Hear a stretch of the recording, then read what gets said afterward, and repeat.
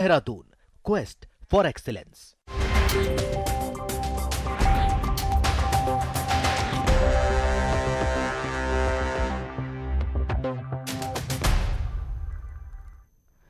नमस्कार, अपना उत्तराखंड देख रहे हैं आप सभी। मैं हूं आपके साथ जीनत सिद्दीकी। शुरुआत करते हैं खबरों की। सीएम पुष्कर सिंह धामी आज 2 दिन के दौरे पर खटीमा आ रहे हैं और दोपहर 3 बजे सीएम धामी खटीमा के लिए रवाना हो जाएंगे। शाम को 4:30 बजे वो बीजेपी कार्यकर्ताओं से मुलाकात करेंगे। साथ ही कल बीजेपी महिला मोर्चा के रक्षाबंधन कार्यक्रम में भी वो शामिल होंगे।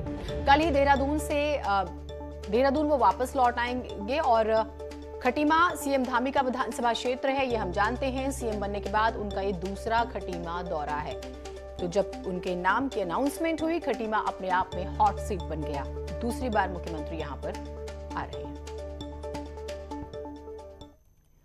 इधर 2022 की चुनावी रणनीति के तहत कांग्रेस जल्द ही परिवर्तन यात्रा निकालेगी। पहले चरण की यात्रा का कार्यक्रम तय हो चुका है। पहले चरण में 3 से 6 सितंबर तक कांग्रेस परिवर्तन यात्रा निकाल रही है और इसका शुभारंभ खटीमा से होगा और रुद्रपुर तक ये यात्रा जाने वाली है। अगले 3 चरणों का कार्यक्रम भी जल्द आ जाएगा। एक तरफ कांग्रेस की नजर सीएम के विधानसभा क्षेत्र पर है और आगामी विधानसभा चुनाव को लेकर सरकार को घेरने की कोशिश है, तो वहीं सीएम भी खटीमा के दौरे पर ही हैं, जैसे हमने आपको भी जानकारी दी। ऐसे में खटीमा पर सबका ध्यान बना हुआ है। दीपांकर हमारे साथ, हमारे सहयोगी जुड़े हुए हैं। दीपांकर, मुख्यमंत्री 2 दिन के दौरे पर है, दूसरा उनका ये दौरा है जब से सीएम बने हैं और खटीमा अपने आप में हॉट सीट है। कांग्रेस भी यहीं से यात्रा की शुरुआत कर रही है। क्या संदेश देने की कोशिश? सीएम को सबसे पहले उनके घर में घेरे?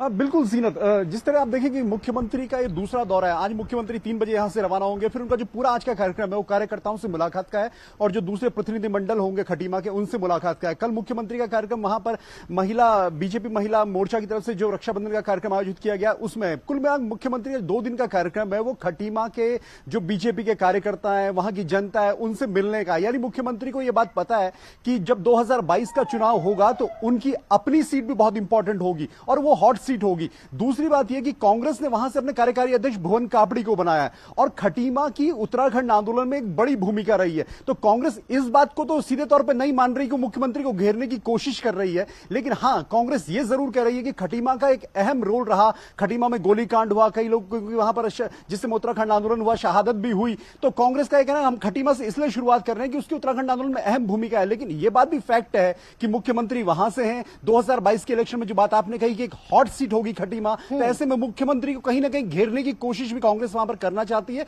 और उधम सिंह और नैनीताल डिस्ट्रिक्ट, इन 2 डिस्ट्रिक्ट को कांग्रेस ने अपनी परिवर्तन यात्रा के पहले फेज के लिए चुना है और इन दोनों जिलों में कांग्रेस की कोशिश यह है कि बीजेपी को यहां पर घेरा जाए और एक बड़ा मैसेज यहां पर दिया जाए। लेकिन मुख्यमंत्री भी अपनी तरफ से पूरी फील्डिंग वहां पर करना चाहते हैं। जीनत, दीपांकर, जो हम पॉलिटिकल चेंज देख रहे हैं, अगर हम चाहे हम सेंटर की बात करें, स्टेट्स की बात करें, जो हम परसेप्शन सेट करना चाहते हैं वो बहुत इंपॉर्टेंट है और शायद यही वो सीट है जिससे परसेप्शन सेट होगा।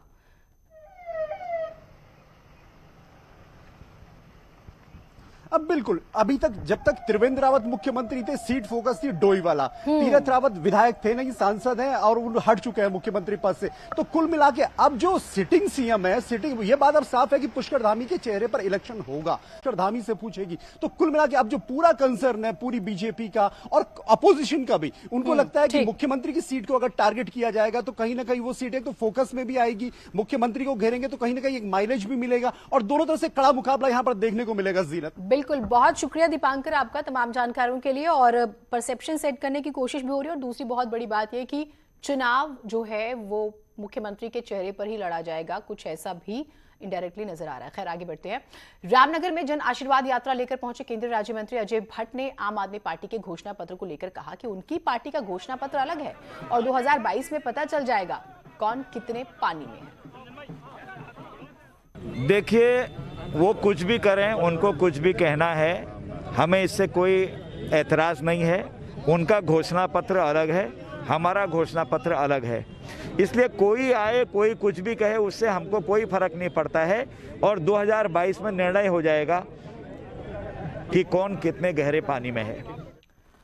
कुंभ में कोविड टेस्ट फर्जीवाड़े की जांच कर रही एसआईटी का पुनर्गठन किया गया है। जांच अधिकारी इंस्पेक्टर राजेश शाह के ट्रांसफर के बाद नगर कोतवाली प्रभारी अमरजीत सिंह को एसआईटी का नया जांच अधिकारी बनाया गया है। 8 सदस्यीय एसआईटी को बढ़ाकर अब 12 सदस्यीय कर दिया गया है। एसआईटी का जो है हमने अभी पुनर्गठन किया है, क्योंकि वर्तमान जो विवेचक है उनका ट्रांसफर हो गया, इसलिए जो है नया विवेचक के तौर पे जो है जो नवनियुक्त कोतवाली नहर का प्रभारी निरीक्षक अमरजीत को कराया है और इसका नेतृत्व सीओ सिटी को दिया है। उत्तराखंड हाईकोर्ट ने मेडिकल आधार पर शॉर्ट टर्म बेल लेने के लिए फर्जी दस्तावेज पेश करने के मामले में कोर्ट ने रजिस्ट्रार जुडिशियल को एफआईआर दर्ज करवाने के निर्देश दिए हैं। आरोपी वीरेंद्र सिंह रावत ने मेडिकल आधार पर शॉर्ट टर्म बेल दायर की थी, जिसमें मेडिकल का लगाया गया पर्चा फर्जी पाया गया और इसके बाद कोर्ट ने रिपोर्ट मांगी। सरकार की ओर से पेश रिपोर्ट में कहा गया है कि इस नाम से किसी मरीज को इमरजेंसी के लिए नहीं कहा गया और इसके बाद कोर्ट ने एफआईआर के आदेश दिए। रुद्रप्रयाग जिले में कृषि उत्पादन में भारी बढ़ोतरी हुई है। लॉकडाउन के बाद गांव लौटे प्रवासियों ने बंजर जमीन को खेती योग्य बनाया। प्रवासियों के लौटने पर 255 हेक्टेयर बंजर जमीन को भी आबाद कर कृषि भूमि बनाया गया। उत्पादकता की बात करें तो उसमें इजाफा हुआ तकरीबन 14.5% का। इस सीजन में 3.35 मीट्रिक टन फसलों का उत्पादन हुआ है। इस बंजर भूमि को जो कोरोना काल में प्रवासी आए थे उनके द्वारा इसमें कृषि उत्पादन से संबंधित जो कृषि क्रियाएं हैं वो की गई। उनके द्वारा इस कृषि भूमि में अपना योगदान से और साथ में कृषि विभाग के सहयोग से कृषि विभाग की तरफ से खाद बीज यंत्र दिए गए। चंपावत दौरे के दौरान सीएम धामी ने लोहघाट नगर पंचायत को नगर पालिका में तब्दील करने का ऐलान किया। सीएम ने इस घोषणा के बाद नगर पंचायत अध्यक्ष जो है वो खुश हुए और विकास की उम्मीद जताई, लेकिन लोहाघाट नगर पंचायत से लगे ग्रामीण नगर पालिका में शामिल होने का विरोध कर रहे हैं। एक खुशी का माहौल है और माननीय मुख्यमंत्री जी को समस्त नगरवासी की ओर से धन्यवाद करना चाहता हूं और साथ ही साथ जो ये नगर पालिका बननी है इससे नागरिक सुविधाएं बढ़ेंगी। लोहाघाट नगर पालिका हम लोग तो शहरी उसमें ग्रामीण उसमें आते हैं, ग्रामीण क्षेत्र पाटनी में आते हैं।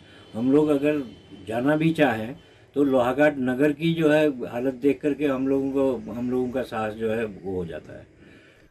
रुड़की के सिविल अस्पताल प्रबंधन की लापरवाही एक बार फिर से सामने आई है। यहां पर जन्म लेने वाले बच्चों के जन्म प्रमाण पत्र और इलाज के दौरान हुई मौत वाले लोगों को मृत्यु प्रमाण पत्र भी अस्पताल प्रबंधन यहां बनाता है, लेकिन पिछले 2 महीनों से जो है जन्म मृत्यु प्रमाण पत्र बनाने वाली वेबसाइट ही बंद है।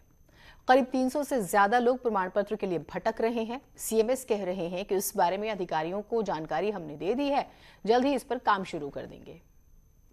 इसमें जो पोर्टल है जो भारत सरकार के द्वारा रन किया जाता है उसमें हमारी जो आईडी पासवर्ड है उस आईडी पासवर्ड पे वो हमारा पोर्टल नहीं चल पा रहा है पिछले 2 महीने से। इस संबंध में हमने हमारे द्वारा सीएमओ को उसके बाद महानिदेशालय में और इसको सूचित कर दिया गया था, परंतु कहीं से भी इस समस्या का निदान नहीं हो पा रहा है।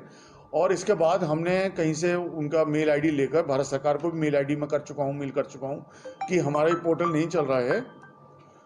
नई टिहरी में अतिक्रमण और सरकारी आवासों में अवैध कब्जेधारियों के खिलाफ प्रशासन एक्शन के मूड में है।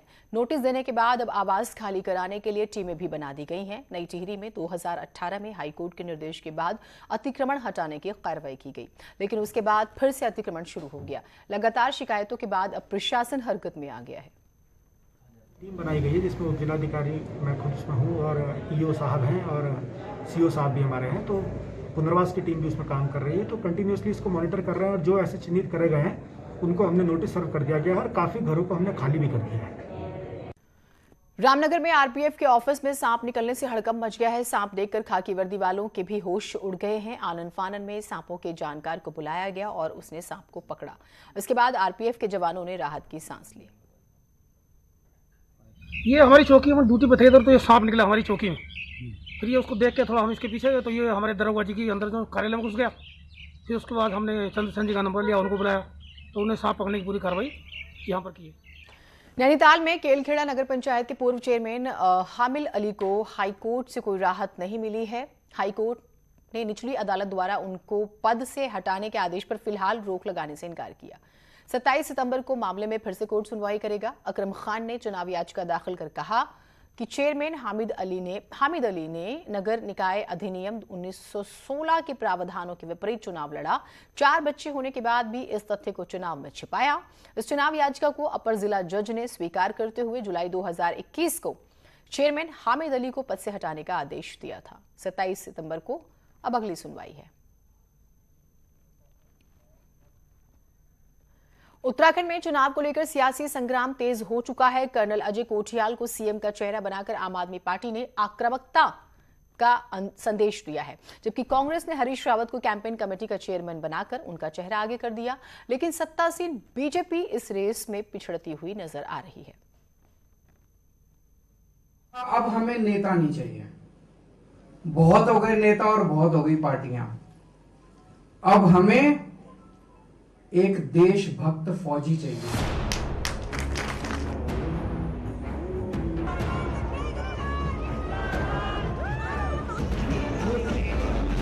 अरविंद केजरीवाल ने उत्तराखंड में नई सियासी लड़ाई का आगाज किया है। 2022 के लिए आम आदमी पार्टी ने कर्नल कोठियाल को कमान सौंपी है और उन्हें सीएम कैंडिडेट बनाया है। केजरीवाल की इस रणनीति से साफ है कि देवभूमि के दंगल में वह पूरे दमखम के साथ मैदान में उतरना चाहते हैं और आक्रामकता के साथ बीजेपी कांग्रेस से मुकाबला करने को तैयार हैं। आने वाले विधानसभा चुनाव में आम आदमी पार्टी के सीएम उम्मीदवार कर्नल अजय कोठियाल होंगे। कर्नल कोठियाल को सीएम उम्मीदवार बनाकर आम आदमी पार्टी ने उत्तराखंड में ईमानदार राजनीति करने का संदेश दिया है। दूसरी तरफ कांग्रेस भी हरीश रावत को कैंपेन कमेटी का चेयरमैन बनाकर अपना चेहरा करीब करीब साफ कर चुकी है। लिहाजा पूर्व मुख्यमंत्री मौके की नजाकत के हिसाब से अपना सियासी अनुभव दिखाने में कोई कसर नहीं छोड़ रहे। हमको तो जब बनाएंगे तब बनाएंगे, हम तो जो बनेंगे बनेंगे। उत्तराखंड के एक 1.25 करोड़ भाई बहन बनाएंगे और हम एक विकास के नमूने के रूप में जिसको एक अनुकरणीय मॉडल बनाया जाए उस रूप में उत्तराखंड को बनाएंगे। कांग्रेस का चुनाव अभियान हरीश रावत की अगुवाई में चल रहा है, जबकि बीजेपी फिलहाल उलझी हुई है। बम्पर बहुमत होने के बाद भी सत्ताधारी पार्टी ने ये साफ नहीं कर पा रही है कि 2022 में वो किसके चेहरे पर चुनाव लड़ेगी। भारतीय जनता पार्टी कमल का चुनाव चिन्ह है। उत्तराखंड में भारतीय जनता पार्टी का चेहरा है। हम व्यक्तिगत किसी को मान के नहीं चलते। बीजेपी प्रभारी का बयान बताता है कि चेहरे का चक्कर सुलझा पाना अभी टेढ़ी खीर है। इन हालात में केजरीवाल की पार्टी और कांग्रेस फिलहाल फ्रंट फुट पर हैं। अब सवाल इसी बात का है कि क्या बदले हुए सियासी माहौल में बीजेपी भी रणनीति बदलेगी या सामूहिक नेतृत्व के सहारे ही 2022 में सत्ता बचाने की लड़ाई लड़ेगी। Bureau report, news 18। चलिए एक छोटा सा ब्रेक ले रहे हैं, कहीं मत जाइएगा।